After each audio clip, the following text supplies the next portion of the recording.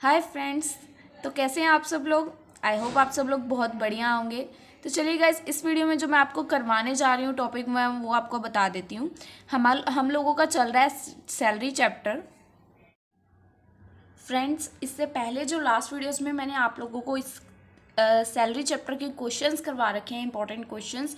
I hope आप लोगों को वो वीडियोस क्लियर होंगी। उनके लिंक्स आपको नीचे डिस्क्रिप्शन में एंड ऊपर आई बटन में भी प्रोवाइड कर दूंगी। लास्ट वीडियोस के सभी क्वेश्चंस अब हम लोग वही उठा रहे हैं जो लास्ट ईयर 10 ईयर्स के एग्जाम्स में आ रखे हैं। सो गाइस, वीडियो को स्किप करने की गलती बिल्कुल मत कीजिएगा, आप ही का लॉस हो जाएगा। क्वेश्चंस हम लोग सिर्फ वही प्रैक्टिस के लिए करेंगे, जैसे होते हैं ना कहीं कि बैक एक्सरसाइज सॉल्व कर लो, हम वो चीज़ नहीं कर रहे हैं। हमने पहले टॉपिक को समझा है एंड देन हम लोग सीधा यहाँ पे आए हैं कि हमने क्वेश्चन जो लास्ट ईयर एग्जाम्स में आए हैं उनको उसी टॉपिक की क्लैरिटी की हेल्प से समझना है। सो अगर आपको ये क्वेश्चंस क्लियर हो जाते हैं 90% चांसेस है कि आपका पेपर इन्हीं लास्ट ईयर के पेपर्स में से आएगा। 90% ये चांसेस होते हैं। और मैं अपने फर्स्ट सेम की बात अगर आपको बताऊं तो तब मैं सिर्फ लास्ट 3 ईयर्स के पेपर्स करके गई थी और 60 to 70% पेपर उसमें से था। आपके लिए तो मैं 10 ईयर के उठा रही हूँ। इसमें गाइस कुछ टफ नहीं है, ईजिली कवर अप हो जाएगा। ठीक है, अब देखिए आपको आपकी स्क्रीन पे क्वेश्चन दिख रहा है। 2010 अप्रैल में एग्जाम में आ रखा है। ठीक है, इसके नेक्स्ट वीडियो में आपको 2010 सितंबर में आया होगा वो करवाऊंगी। तो ऐसे ही हम लोग आगे चलते जाएंगे। लास्ट क्वेश्चन हम लोग 2019 तक करेंगे एंड आई होप आपको क्वेश्चंस की क्लैरिटी होती जाए। तो क्वेश्चंस को बस आपको ध्यान में रखना है एंड मेरे चैनल पर आपको सीरीज़ मिल जाएगी। अगर कोई टॉपिक आता है जो मैंने पिछली वीडियोस में करवा रखा है तो मैं जो रिपीट नहीं कर सकती, क्योंकि जिस कई टॉपिक्स होते हैं उसको डेप्थ में एक्सप्लेन करना पड़ता है समझाने के लिए। वो वीडियोस 1-2 हैं आपको देखनी पड़ेंगी अगर आपको इन बिटवीन क्वेश्चन वो पॉइंट आता है तो। ठीक है, अदरवाइज ज़रूरत नहीं है। तो स्टेटमेंट को पहले एक बार रीड करते हैं एंड देन स्टार्ट करते हैं क्वेश्चन। देखिए स्टेटमेंट क्या है। Shri Devdas is the principle of a college eight Mumbai. Shri Devdas हैं जो कि प्रिंसिपल हैं कॉलेज के एक मुंबई में। He is in the grade of 12,420 and 18,300। अब ये क्वेश्चन ना लास्ट 2 वीडियोज़ के अंदर एक था जिसमें पॉइंट यही सेम रिपीटेड था, यही सेम पॉइंट था। ऐसे ही करके एरोज डाल के लिख रखा था उसी क्वेश्चन में भी, तो उसको मैंने बहुत अच्छे से आपको एक्सप्लेन करना सिखाया था। अब देखो इसमें क्या है, इसके अंदर क्या है आपका 1/1/2013 1/1/2013 की उसकी सैलरी बता रखी है आपको 12,000। ठीक है, 1/1/2013 की आपको उसकी सैलरी बता रखी है 12,000। उसके बाद उसकी सैलरी में इंक्रीमेंट हो रहा है 2014 में 2015, 16, 17। ठीक है, अब देखो यहाँ पे मैंने 17 पे आके ब्रेक क्यों लगाई, 17 पे आके मैंने ब्रेक क्यों लगाई और 18 अलग से क्यों लिखा, ये वैसे मैंने लास्ट वीडियो में बता रखा है, इसमें आपको अगेन बता रही हूँ। अब देखो इसी क्वेश्चन की ना सबसे लास्ट लाइन देखो, स्टेटमेंट आपको शो हो रही होगी। सबसे लास्ट लाइन देखना है इस क्वेश्चन की क्या लिख रखी है। Determine his taxable income from salary for the assessment year 18-19। जो इसमें आपका असेसमेंट ईयर है, assessment year that should be 18-19। तो इसका मतलब प्रीवियस ईयर कौन सा हो गया आपका 17-18। अगर आपका असेसमेंट ईयर 18-19 है दैट मीन्स प्रीवियस ईयर 17-18, और आपको जो सैलरी लेनी होती है वो प्रीवियस ईयर पे लेनी होती है। तो इसी वजह से इसकी 2017 पे आके मैंने ब्रेक लगाई, क्योंकि हमें इस अमाउंट पे सैलरी निकालनी होती है। ठीक है, ये हमारा ईयर कब ख़त्म होता है 1/1/2017 से लेके 31/12/2017, सिर्फ इस क्वेश्चन में, क्योंकि इसमें बोला है, मैं आपको बताती हूँ आगे कहाँ। ठीक है, अब यहाँ पे देखो 18-19 नेक्स्ट है आपका, वो हमने यहाँ पे 420 ले लिया और यहाँ पे 41। अब देखो केस तो हमारा 18-19 है, दैट्स मीन्स अप्रैल से लेके मार्च तक वाले मंथ है, अप्रैल टू मार्च वाले महीने हैं। बट यहाँ पे मैंने आपको ये चीज़ क्यों बताई, अब इसको समझना। अब आगे स्टेटमेंट देखो क्या लिख रखी है, पहले यहीं तक आपको समझ आ गया मंथ्स का। ठीक है, अब देखो हमने जो लास्ट लाइन है अभी तक आधी रीड की है कि असेसमेंट ईयर 18 और 19 है। आगे देखो if his salary become due first on next month, जो उसको सैलरी मिल रही है उसकी फर्स्ट अगले महीने की, इस महीने की जैसे अप्रैल की सैलरी है ना, उसको 1 मई को रिसीव हो रही है। ठीक है, अब ये लास्ट लाइन का बहुत बड़ा रोल है क्वेश्चन पूरे में, अब ध्यान से देखना। उसको जो सैलरी है उसके अगले महीने की फर्स्ट डेट को रिसीव हो रही है। अब हमने क्या लेनी है उसकी 17-18 की सैलरी के ऊपर हमने उसका ईयर कौन सा लेना है 17-18। 17-18 लेना है ना हमने, 17-18 प्रीवियस ईयर, उसके ऊपर हम लोग बेसिक सैलरी लेते हैं। 17-18 के अंदर क्या तारीख आती है, 1/4/2017 से लेके 31 मार्च 2018, यही साल बनेगा ना हमारा, 1/4/2017 से लेके 31/3/2018 तक, 31/3/2018 तक। तो अब इस साल में आपको सैलरी लेनी है, बट ये सैलरी जो यहाँ तक है ये तो 2017 की है, ठीक है ना। तो आपको 17-18 की लेनी है एंड 18-19 अलग आपका असेसमेंट ईयर चला गया। अब आपका केस क्या है, देखो ये वाला देखो, अब जो उसको यहाँ पे सैलरी जो रिसीव हुई पहले तो 1/4/2017 से लेके 31 मार्च तक, 31/12/2017, पहले इस मंथ की देखो, क्योंकि अगले डेट को तो उसकी सैलरी में इंक्रीमेंट हो गया ना। देखो 1/1 को उसकी सैलरी में इंक्रीमेंट हो रहा है, हर नेक्स्ट ईयर की स्टार्टिंग में उसकी सैलरी में 420 रुपये बढ़ जाते हैं। तो ये जो 2017 के कितने मंथ्स हैं हमारे, देख लो। अब उसको देखो, यहाँ पे एक चीज़ और देखनी है आपने। अब अगर आप इसकी यहाँ से मंथ काउंट करो, 4 मंथ से, 4 मंथ है, चौथा महीना, 5वां, 6वां, 7वां, 8वां, 9वां, 10वां, 11वां, 12वां, टोटल 9 महीने बने। अब ये सैलरी देने के चक्कर में यहाँ पे क्या होता है, जो ये 12वां महीना है ना, इसकी सैलरी मिलनी हमें अगले साल में ही है, पर इसकी सैलरी हम पिछले साल वाली काउंट डाउन करेंगे। इसकी सैलरी जो हमारा 12वां महीना है, मिलनी तो हमें 1 जनवरी को, हमने क्या लिखा, first day of next month की पहली डेट को। अब जो ये 12वें महीने में दिसंबर के हमारी जो सैलरी थी वो हमें रिसीव तो अगले साल की 1 जनवरी को होनी है, और 1 जनवरी को इंक्रीमेंट हो जाना था। बट इस केस में जब सैलरी देते हैं ना, तो वो सैलरी पिछले साल वाली काउंट डाउन करेंगे, दैट इज 13680, ठीक है। बट यहीं पे अगर यहाँ पे देखें तो उसको जो मार्च की सैलरी थी, फर्स्ट डेट को उसको एक सैलरी और रिसीव नहीं हुई होगी मार्च की। अब यहाँ पे हमारे 9 महीने बनते थे ना, यहाँ मैंने 10 लिए हैं, क्यों, क्योंकि उसको चौथे महीने की 5वें में रिसीव हुई, 5वें की छठे में, छठे की 7वें में, ठीक है। ऐसे ही करते, दिसंबर की उसको जनवरी में रिसीव हो रही थी, बट जनवरी की इसी में, दिसंबर की इसी में काउंट डाउन करेंगे, क्योंकि वो इंक्रीमेंट नहीं करते हैं ऐसे केसेस में, ठीक है। तो इसी वजह से हमने इधर से मार्च की लेनी है, जो पिछले की उसको अप्रैल में रिसीव हुई, और जो दिसंबर की उसको जनवरी में रिसीव होनी थी वो भी हम कम अमाउंट पे लेंगे। तो 10 मंथ्स की सैलरी हमारी आ गई 13680, ठीक है।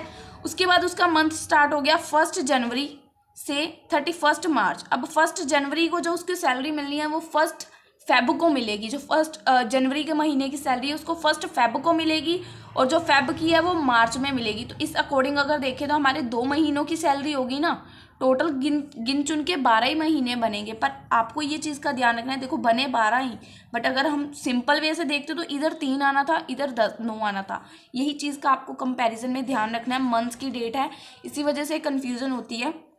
अब आपको देखो, जनवरी की सैलरी उसको फेब में रिसीव हुई, और फेब की मार्च में, जो मार्च की है वो अप्रैल में रिसीव होगी ना। तो जो अगर वो अप्रैल में रिसीव होगी, जैसे अब हमने पिछले साल की अप्रैल की इसमें काउंट डाउन की, उसी तरह से इसकी अप्रैल की अगले साल जो मार्च की रिसीव होगी अप्रैल में, वो अगले साल में काउंट डाउन होगी, इसमें नहीं काउंट डाउन होगी। तो अप्रैल मार्च की सैलरी इसमें छोड़ दो, जनवरी की फेब में रिसीव हुई और फेब की मार्च में, 2 महीनों की सैलरी, ठीक है। तो वो 2 महीनों की लेनी है। जो मार्च की अप्रैल में हुई, ये तो हमने पिछले साल की मार्च की इसकी अप्रैल में काउंट डाउन की थी ना, सेम एज इट इज़ इसकी मार्च की अगले साल की अप्रैल में काउंट डाउन होगी, इसमें नहीं होगी, ठीक है। आई होप यहाँ तक थोड़ा सा कंफ्यूजिंग ना हुआ हो आपको। अगर कंफ्यूजिंग हुआ है तो कमेंट सेक्शन में बता देना, ठीक है। मेरे अकॉर्डिंग आपको क्लियर होना चाहिए। तो इन दोनों अमाउंट्स के मंथ्स लगा के कैलकुलेट कर दोगे तो आपका इतना अमाउंट आ जाएगा सैलरी का, सिंपल बेसिक पे, ठीक है। हर क्वेश्चन में गाइस न्यू पॉइंट आता है, तो वीडियो स्किप मत किया कीजिए, आप ही का बेनिफिट लॉस होता है, फिर बाद में बोलते हो कि क्वेश्चन की क्लैरिटी नहीं है हमें, ठीक है। अब देखो बेसिक पे आ गया 1,65,000, ठीक है। अब उसके बाद देखिए क्या दे रखा है स्टेटमेंट में आपको, जो आपका DNS अलाउंस है, आप स्टार्टिंग वाली लाइन से देख लीजिए, ही गेट 60% ऑफ हिज सैलरी पे एज DNS अलाउंस, और फुल्ली एंटर है आपका DNS अलाउंस इस क्वेश्चन में। तो जो आपकी ये सैलरी है इसके ऊपर सिंपली 60% लगा दोगे, DNS अलाउंस आ गया 99,000। After that 10% of which basic पे है उसका CCA, तो CCA क्या है 10% इसका, तो 10% लगा दिया, 16% 1,65,100 आ गया, ठीक है। आफ्टर दैट क्या गिवन है आपको, देखिए he has been provided with the furnished house. अब उसको एक फर्निश्ड हाउस दिया गया है कॉलेज की तरफ से, जिस घर को कॉलेज ने खरीदा हुआ है, देखिए लिखा हुआ है college owned by it, college ने उस घर को खरीद रखा है, ठीक है। उसके बाद क्या लिख रखा है कि उसको एस्टिमेट रेंट जो घर कॉलेज ने खरीद रखा है उसको दिया है, उसकी रेंटल वैल्यू कितनी है 12,000 पर मंथ।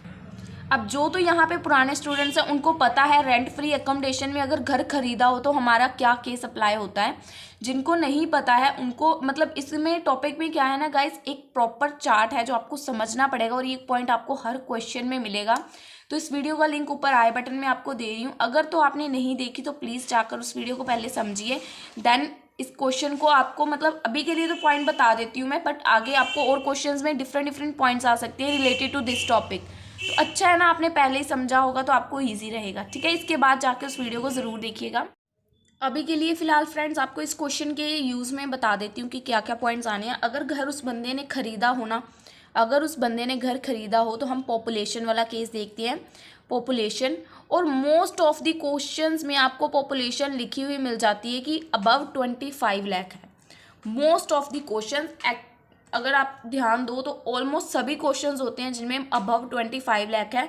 और अगर जैसे ये वाली स्टेटमेंट है, अब इसमें आपको पॉपुलेशन नहीं लिखी और घर उसने खरीदा हुआ है तो आप अज्यूम करोगे कि वो पॉपुलेशन अबव 25 लाख है, क्योंकि मोस्ट ऑफ द क्वेश्चन या बोलो आप सारे ही क्वेश्चंस में अबव 25 लाख ही होती है। आप अपने चैप्टर की बैक एक्सरसाइज देखोगे, हर क्वेश्चन में पॉपुलेशन अबव 25 लाख ही मिलेगी, मतलब हद से ज़्यादा क्वेश्चंस हैं ऐसे, ठीक है। तो हम ये अजम्पशन लेते हैं जिस क्वेश्चंस में नहीं होती तो 15% हमने लेना है, ठीक है। 15% ऑफ सैलरी, तो अब सैलरी में क्या क्या आता है, मान लें 65,000, 99,000 और 16,500, ठीक है। इसके ऊपर लगाते हैं 15% 42075। उसके बाद हमें फर्नीचर की कॉस्ट गिवन है स्टेटमेंट में, देखिए 25,000, तो हम लोग 10% ऑफ फर्नीचर कॉस्ट लेते हैं। कॉस्ट गिवन है हमें, फर्नीचर का निकाल के नहीं दिया हुआ, हमें कॉस्ट गिवन है 25,000, तो उसके ऊपर 10% ऑफ कॉस्ट लेते हैं हम लोग फर्नीचर की। 2500 ऐड कर दिया तो 44575 आ जाएगा, ठीक है जी। Rent free accommodation I think आपको समझ आ चुका है। अब आफ्टर दैट देखिए क्या है, mister Devdas is using his personal car, वो अपनी पर्सनल कार का यूज़ कर रहे हैं ऑफिशियल एंड पर्सनल पर्पसेस के लिए, और उसके एक्सपेंसेस हैं जो 25,000 के लिए उसको उसका एम्प्लॉयर प्रोवाइड तो कर रहा है, बट उतने ही प्रोवाइड कर रहा है जितने उसके ऑफिस वर्क में यूज़ हो रहा है। कार के एक्सपेंसेस उसका एम्प्लॉयर उसको उतने ही प्रोवाइड कर रहा है जितना उसका ऑफिशियल पर्पस के लिए यूज़ हो रहा है। तो जो कार के एक्सपेंसेस है हम लोग एग्जम्प्ट कर देंगे, क्योंकि जो मिल रहे हैं वो तो ऑफिस के काम में ही लग रहे हैं, तो उसमें से हमें तो कुछ नहीं बच रहा ना। हम यहाँ पे क्या अमाउंट्स लेते हैं, जो हमें बचते हैं, जो हमें इनकम्स होती हैं, जो हमें अमाउंट्स रिसीव होती है, अलाउंसेस मिलते हैं, ठीक है। आफ्टर दैट क्या है, एक्सपेंसेस ऑफ कार अमाउंट लिख लिया हमने। आफ्टर दैट देखिए he has been provided with the facility of gardener, watchman and a servant. अब आपको गार्डनर की सैलरी का मुझे नहीं लगता बताना चाहिए, लास्ट 2-3 वीडियोस में काफ़ी बार कवर अप हुआ है कि क्या होता है कि अगर रेंट फ्री अकोमोडेशन, जैसे यहाँ पे ये केस था, अगर तो घर उसने खरीदा होता है ना, ठीक है, और आगे वो अपने एम्प्लॉय को देते हैं, तो अगर ओनर हैं वो घर के, तो जो गार्डनर की सैलरी हम लोग यहाँ पे लेते हैं ना वो एग्जम्प्ट होती है, हम लोग मतलब नहीं चार्ज करते उसके ऊपर टैक्स, क्योंकि अगर वो घर एम्प्लॉय को रहने के लिए नहीं भी देता ना तो तब भी उन्होंने गार्डनर तो रखना ही था। तो इस केस में अगर तो वो ओनर है तो हम गार्डनर की सैलरी नहीं लेते हैं, बट अगर वो किराए पे घर लेके आगे अपने एम्प्लॉय को देते हैं तो हम लेते हैं। अब इस केस में वो ओनर है तो इस वजह से यहाँ पे अमाउंट चला गया हमारा नील। आफ्टर दैट क्या है जी, वॉचमैन और सर्वेंट की सैलरी 450 पर मंथ, तो 450 पर मंथ डाल दी वॉचमैन और सर्वेंट की सैलरी, ठीक है। आफ्टर दैट क्या है, in the month of December 2016 he surrender leave. अब उसने दिसंबर में अपनी जो लीव थी उसको सरेंडर कर दिया, और उसके बदले में उसको क्या मिला, उसके बदले में उसको 1 मंथ की बेसिक पे, 1 मंथ की बेसिक पे and dearness allowance of that. अब देखो उसकी 1 मंथ, अब उसने सरेंडर कब किया लीव को, दिसंबर में। अब उसने ध्यान से स्टेटमेंट देख लो ऊपर, उसने सरेंडर कब किया, दिसंबर में, तो दिसंबर के मंथ में उसकी सैलरी कितनी थी 13,680। तो उसको जो उसने लीव को छोड़ा, मतलब अपनी लीव को सरेंडर किया, तो उसके बदले में उसको 1 मंथ की बेसिक पे रिसीव हुई। तो बेसिक पे दिसंबर के मंथ में 13,680 थी, तो उसको 13,680 लीव रिसीव हुई, ठीक है। प्लस इसमें उसको डीएनएस अलाउंस भी मिले। डीएनएस अलाउंस आपको ऊपर स्टेटमेंट में दिख रहे होंगे, हमने पहले भी कैसे लिए थे, बेसिक पे के ऊपर 60% दिए थे ना, बेसिक पे के ऊपर 60%, तो सेम एज इट इज़ इसके ऊपर आपको लगा देनी है 60%, 8208 ऐड करके आ जाएगा आपका अमाउंट। अब यहाँ पे लिखा हुआ है स्पेसिफिकली, देख लो, बेसिक पे एंड डियरनेस अलाउंस। बेसिक पे लेनी है जो उसकी 1 मंथ की जो उसने लीव अपनी सरेंडर की उसके बदले में, एंड अकॉर्डिंग टू उसी के डियरनेस अलाउंस, इसी के ऊपर 60% लगाया है, याद रखना। ठीक है, ठीक है फ्रेंड्स। आफ्टर दैट देखिए क्या पॉइंट है, he contribute 50% of the wage and dearness allowance to recognise provident fund. अब देखिए वो कितना कॉन्ट्रीब्यूट कर रहा है, 15%। अब उसका एम्प्लॉयर टोटल कॉन्ट्रीब्यूशन कर रहा है 15%। 15% किसके ऊपर कॉन्ट्रीब्यूशन करते हैं, सैलरी के ऊपर हम अमाउंट निकालते हैं। तो 1,65,000 बेसिक पे प्लस DA, जिसका जितना उसका एंटर है, इसमें पूरा ही एंटर था इस वजह से पूरा लिया। 1,65,000 प्लस 99,000, 2,64,000 के ऊपर 15% आ गया हमारा 3,9600। अब इसी अमाउंट के ऊपर 12% आपकी लग जाती है एग्जम्पशन। सेम सैलरी के अमाउंट के ऊपर अगर तो आपको क्वेश्चन में गिवन होता कि वो कंट्रीब्यूट ही 12% कर रहा है, एक क्वेश्चन ऐसा आया था ना, तो 12% ही कंट्रीब्यूट कर रहा है तो एग्जम्पशन अप्लाई होनी ही नहीं है। बट यहाँ पे 15% हो रहा है, दैट मीन 3% हमने अप्लाई किया है। तो आप ऐसे भी कर सकते हो, सीधा 3% इसके ऊपर भी निकाल सकते हो। ठीक है, तो इसको डिडक्ट कर देंगे, ये अमाउंट आ जाएगा। ठीक है, आफ्टर दैट क्या पॉइंट है देखिए जी, इंटरेस्ट अमाउंट है 12,500, उसके ऊपर 12.5%। अब 12.5% इंटरेस्ट रिसीव हो रहा है 12,500। ये केस मैंने बहुत अच्छे से प्रोविडेंट फंड वाली वीडियो में एक्सप्लेन कर रखा है। जिन्होंने वो वीडियो नहीं देखी है, ऊपर आई बटन में आपको लिंक मिल जाएगा, उसके अंदर आपको प्रॉपर समझाया गया प्रोविडेंट फंड वाला टॉपिक। सो अगर आपको नहीं पता है या आपको टॉपिक की थोड़ी सी भी नॉलेज है तो प्लीज़ जाकर उस आफ्टर दिस वीडियो उस वीडियो को समझिएगा, प्रोविडेंट फंड आपका क्लियर हो जाएगा। ठीक है, अब इस क्वेश्चन में जितना यूज़ हो रहा है उतना बता देती हूँ। इसमें क्या होता है कि आपको इंटरेस्ट जो होता है आपका 9.5% तक एग्जाम्प्ट होता है। तो आप ये नहीं करोगे इसके ऊपर सीधा लगा दिया, जब इसके ऊपर लगा रहे हो तो डिवाइड में ये रखना ज़रूरी है, वरना वो तो 100% के अकॉर्डिंग निकल जाएगा। आपको 12.5% गिवन है, इसमें से आपने 9.5 एग्जाम्प्ट करना है, तो 9.5 अपॉन 12.5 करोगे। 12,500 मल्टीप्लाई बाय 9.5 डिवाइडेड बाय 12.5, तो 9,500 शुड बी एग्जाम। तो करके आ गया 3,000 कर दिया। अब यहाँ पे हमारी स्टेटमेंट तो हो गई ख़त्म। अब इसके बाद हम लोग सिंपल अपनी जो डिडक्शंस अप्लाई करते हैं, क्वेश्चन में और कोई डिडक्शन नहीं थी, सिर्फ एक डिडक्शन हम लोग अप्लाई करेंगे, that should be standard deduction 50,000 की। तो आंसर आ जाएगा 318,683। 318,683 should be our answer. And I hope friends आपको इस क्वेश्चन में प्रॉब्लम ना आए, बट अगर आ रही है तो नीचे आपको टेलीग्राम का मेरा लिंक गिवन होगा, आप लोग मुझे वहाँ पे बता सकते हैं एंड मेरे साथ शेयर कर सकते हैं कि आपको कहाँ पे क्या प्रॉब्लम आई है। तो मैं आपको पर्सनली समझा दूँगी वॉइस नोट वगैरह भेज के, सो आपकी डाउट्स क्लियर हो जाएंगे। मेन तो डाउट्स ही क्लियर करने हैं आपको। ठीक है गाइस, तो इसी के साथ वीडियो को एंड करते हैं। नेक्स्ट वीडियो में हम लोग नेक्स्ट ईयर जो क्वेश्चन आ रखा होगा उसको कवर अप करेंगे एंड आई होप आपको वो समझ आए।